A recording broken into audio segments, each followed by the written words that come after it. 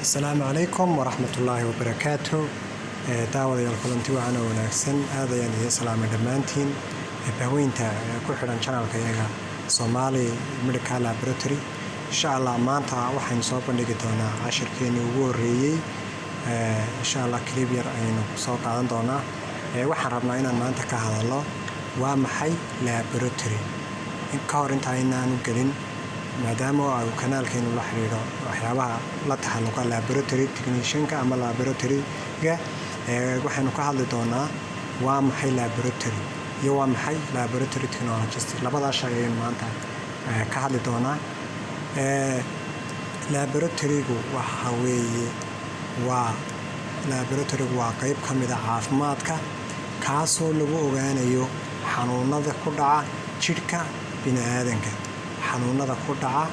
jidhka bini'aadanka iyadoo laga baarayo dhiigagii xanuunada iyadoo laga baarayo dhiigagii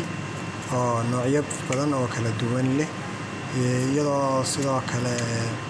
dhiigagii laga baarayo sidoo kale laga baarayo saxaradii sidoo kale laga baarayo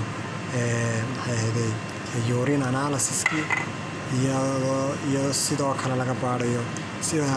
fluids fara badan oo jidhka bini'aadanka kamid ay ka mid yihiin semen analysis-kii marka shaybaarka waxaan odhan karnaa iyadoo siyaabo kala duwan loo baarayo waxaa lagu ogaadaa xanuunka ku dhaca jidhka bini'aadanka xanuunada ku dhaca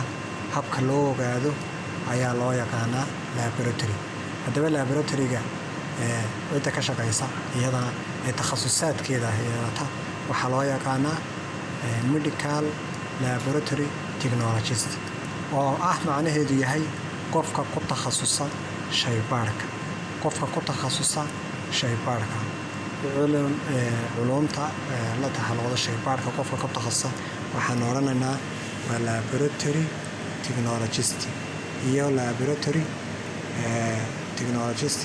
sidoo kale waxaan ugu yeeri karnaa laboratory technician. marka maanta muhiimadeenu kooda waxay kow laboratory-gu waa maxay